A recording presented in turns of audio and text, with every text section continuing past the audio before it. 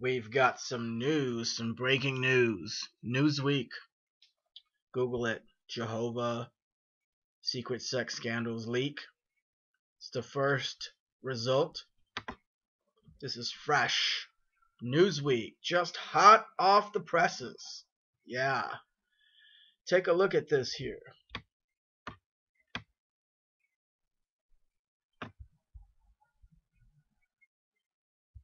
I'm going to mute this. Hopefully we can mute it before it loads. Justin Timberlake. Please stop. Alright. Is extremist, likening it to the Islamic State. The group is to be disbanded and its assets seized by the government. Jehovah's Witnesses have about 170,000 followers in Russia. The group will appeal the decision. They have a month to do so. Under Russian law, the ban would not prohibit individual believers from following their faith. However, congregating and preaching would become offenses punishable with upwards of 5 years in prison. Alright, so they have this little intro to it, but take a look here. 33 letters and internal documents leaked Tuesday by the transparency organization Faith Leaks expose a series of sexual abuse accusations against a member of Jehovah's Witnesses church and the efforts the church made to cover up the scandal and keep it from the worldly court of law, quote unquote. Alright, let's go on. The documents written between 1999 and 2012 are communications between church leaders and the church's legal entities, a group referred to collectively as the Watchtower. They detail accusations of sexual abuse from 3 separate accusers. Okay, so two-witness rule, they don't even follow their own two-witness rule because this was three separate accusers, 3 separate witnesses. In 1999, a committee of church elders determined that the allegations of 2 young women who said their father had sexually abused them were true. So these church elders determined that there was truth to this. But check this out. One of the young women said she had been tied to a bed by her father and her vagina examined for signs of masturbation when she was as young as 5. That is sick. And you know what he was doing. That is really sick. The accuser's sister also said her father had started to fondle and touch her when she was only 3 years old. The woman also said she was repeatedly raped by her father between the ages of 8 and 12. The young woman said her father would sit on her bed and cry and pray after raping her. Sick. Really disgusting. I'm so glad NewsWeek is putting this out there. I'm so glad. Alright, you can subscribe and keep up with this story, alright? But check this out. Our impression upon speaking with both girls was similar, that they are both quite rational. It certainly appears that these were real events. The letter to Watchtower, signed with warm Christian love from the Palmer Congregation of Jehovah's Witnesses of Brimfield, Massachusetts, reads. Okay, so they even believe this was truth, that this was happening. But nevertheless, the church leaders opted not to take action immediately because one of the accusers did not want to face her father and make a formal complaint, an action required by the church's judicial committee. So the reason they didn't take action was not because they didn't believe it was true. It was not because there weren't 2 witnesses. They simply did not take action because the child did not want to confront her abusive father. Let's go on further. And in church trial was eventually held years later. So they opted not to take action immediately, which means they didn't take action a week later or a month later or a year later. They did not take any action for decades later, years later. So they finally had a church trial, which resulted in the temporary and brief excommunication of the father. Oh boy, what a punishment, right? But no one called police. No one called police. The documents reveal that church leaders pressured the accuser and her husband not to report the abuse to secular law enforcement officials. Police had questioned the accused man, but official charges were never brought against him. The same man was also accused of raping another young woman who was not a relative. The church documents reveal that church elders doubted that woman's credibility because she said her eyes were closed during the assault. So they'll find any old excuse not to report, not to do anything, and to protect these pedophiles. The names of the accusers and the accused are redacted in the documents to protect their privacy. Okay? So, Faith Leaks here has a tweet. It says, "We are in awe at the stories that have been shared since yesterday's release by victims of sexual abuse with the Jehovah's Witness community. Our hearts go out to them. They deserve better, and this is why we are committed to do what we do." Thank you so much, Faith Leaks, Mormon Leaks, Gizmodo, and everyone behind this. NewsWeek, thank you so much. This is not the first time Jehovah's Witnesses Church has been accused of sexual abuse. No, by far not the first. In 2014, San Diego judge ordered Watchtower to award $13.5 million to a man who was abused by a church leader when he was just 7 years old. 6 others also sued Watchtower because they'd been sexually abused by the same church leader. The cases were settled out of court. The Center for Investigative Reporting's site Reveal claims that Watchtower has systematically instructed leaders to keep sexual abuse secret from law enforcement.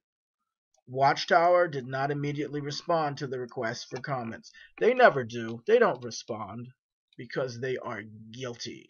And here's a woman at a Congress of Witnesses. The church discouraged victims of sexual abuse from reporting the incidents to secular law enforcement, but she's over there praying to Jehovah for Armageddon to hurry up and come right about now, because this is kind of big, folks. This is kind of huge. Secret documents reveal sex abuse scandal in Jehovah's Witness Church. Now, you can go right here.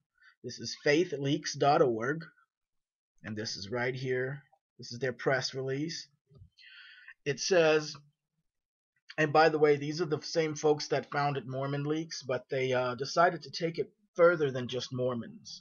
And what they want to do is they want to let people know where their donations are going, what kind of child sex abuse lawsuits their church is fighting with those donations that they're putting in the contribution box and donation box.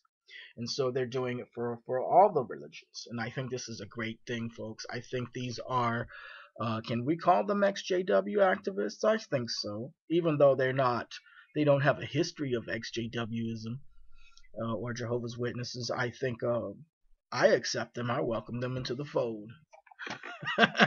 But let's take a look. Faith Leaks releases documents surrounding sexual abuse investigation in Jehovah's Witness congregation. So there are 33 releases, 33 letters, and internal documents detailing an internal investigation of alleged sexual abuse within a congregation of Jehovah's Witnesses. I wonder if that congregation is still around. And I wonder, wow, there must be some big news on them now. The documents spanning from 1999 to 2012 detail accusations from 3 accusers and present communications between local leaders of Jehovah's Witnesses and various legal entities that represent the church that are commonly referred to collectively as Watchtower. So you can click right here on the documents. And we're not going to get into all of it, but this is faithleaks.org/wiki, WIKI/index. And you can also Google this. You can go to faithleaks.org and you can search it in the search box, Jehovah's Witness Palmer Congregation Sexual Abuse Investigation. So this goes back as far back as 1999 all the way to 2012. Okay, so this is some years of cover-ups and the different movements and shifts and processes and cookie cutter methods that this Jehovah's Witnesses use to cover up child sexual abuse. In 1999, accusations were made against a member of the Jehovah's Witness Church. The accusations were made by one of his daughters to the leaders of the Palmer Congregation of Jehovah's Witnesses in Brimfield, Massachusetts. So if anybody can find out more about that congregation or even neighboring congregations, it would be interesting to maybe call that congregation up, record the call if it's legal, and make sure it's a one-party consent state. And if it is legal, call that place up and see what they have to say about this. It would be very interesting. But let's go further.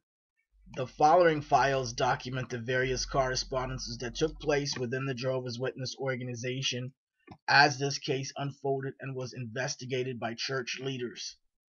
The documents span several years, and they detail the accounts of the original accuser, another daughter, and a female not related to the accused that later came forward. The documents are listed in chronological order. All names have been redacted and color-coded. So go ahead and dig in. It's a lot of stuff here to read.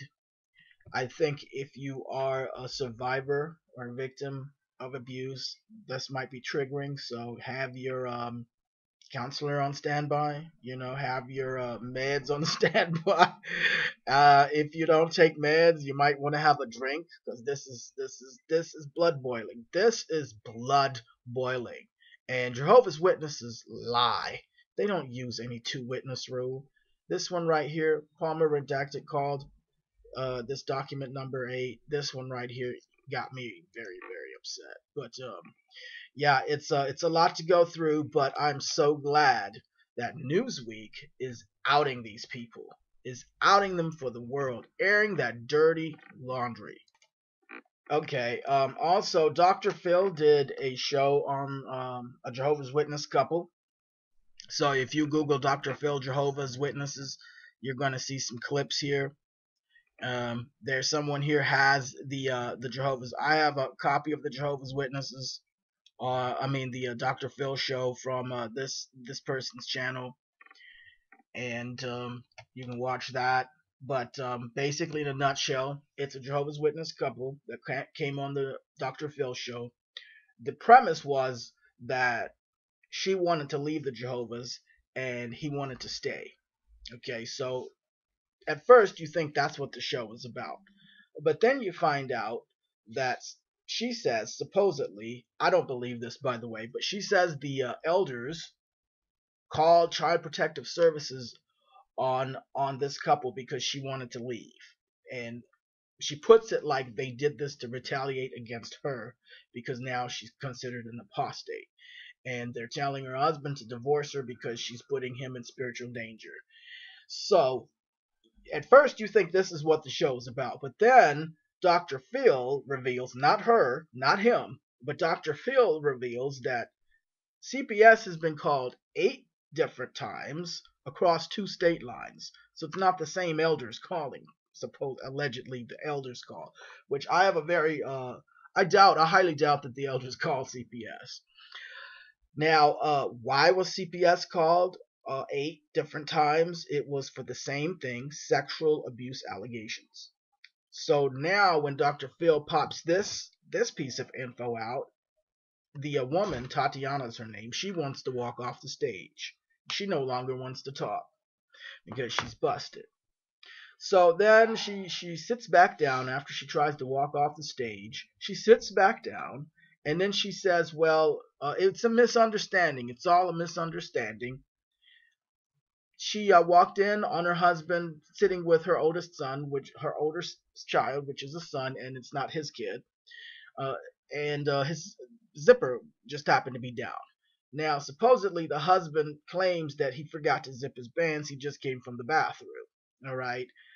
But then the child has a huge bedwetting problem, and the child told the CPS worker that daddy touches me where my underwear is. So since there's already 7 previous CPS cases that were called, CPS calls that were called on this man for child sexual abuse, and now this kid is saying it, he's confirming it, they take the children away. So this is why, supposedly, this wife called Dr. Phil to get Dr. Phil to help her get the kids back and to help her take her husband away from the Jehovah's Witness cult. Yeah, hot mess. It's a doozy. I mean, that show is a hot mess. I don't ever watch Dr. Phil, but after having watched that show, I kind of got a sense of what kind of guests and shows he has. But I will say this: that I don't believe that the man is innocent. I don't believe the elders called. I think that Tatiana herself called the Child Protective Services, and she's not trying to help get the kids. She's not trying to get the kids back. Really, she wants to stay with the husband over getting the kids a safe place and getting them away from being abused. Now, nothing has been proven. It's all allegations, but I tend to think where there's smoke, there's fire. And if there's 8 different CPS cases across 2 state lines, I just wouldn't risk my child being with someone. You know what I mean? And if the child's saying that the father's touching him there, and he's got a very bad bedwetting problem, bedwetting, not saying that all children that bedwet uh, are being molested, but bedwetting to the point where he's already a school-aged kid. The kid looks like he's maybe 7 or 8 years old, and he's going to school with pee underwear, and he's bedding. He's constantly peeing in the bed. That is a sign of molestation. A lot of kids wet the bed as a defense for that, or other reasons, but that is a common sign that there's something wrong. In any case, check out that show if you want to. I think that they really didn't do themselves. I think they really did themselves a disservice by coming on Dr. Phil like that. As far as the Jehovah's Witness is concerned, I'm surprised that the husband went on the Dr. Phil show because Jehovah's Witnesses do not want that, but I'm sure he's disfellowshipped by now.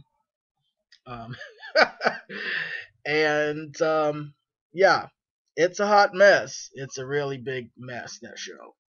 But I think it helped put our activism out there a little better because, frankly, I think the show should be called Two Jehovah's Witnesses and child sexual abuse CPS cases because that's really what the show was about. And I like the way Dr. Phil handled it. He didn't put anybody on the spot, but he pretty much let them dig their own hole, so to speak. Yeah. So check that one out. One more thing I want you to check out here is revealnews.org. Jehovah's Witnesses tab for child sex abuse secrecy 2 billion and counting. This is relatively still real, relevant, and I think it's news still. A lot of people still don't know about this, but it has been reached 2 million and counting. It's over 2 million now, and they're gonna have to pay. And it looks like that Urban Zonkin is really going to get that list out. I'm so glad to see this. But yeah, they've upheld an order for Jehovah's Witnesses to pay $4,000 a day each day that they do not turn over that list, that database, and those documents that they want. I'm loving it. This is a precedent, and Urban Zokin, he did say that he's going to set legal precedents, historic legal precedents, and this is what we're seeing here. This is history being made. This is history being made. Candace Conti was a big historical case, but that one was Rick Simons, that did that case. We've got Urban Zokin. There's a lot of big time attorneys in the clergy child sex abuse legal industry that we don't hear their names very often, if at all, but they are setting huge precedents. Dig up some of the Catholic lawsuits, and you'll see. Matter of fact, I think Urban Zokin, he comes from having already got awarded hundreds of millions of dollars from the Catholic Church. He's been going after them for years, and he's been just shredding their hind, along with dozens of attorneys across the globe, dozens of major ones setting major precedences. So check all this good stuff out. It looks like 2018 is coming with a bang, folks.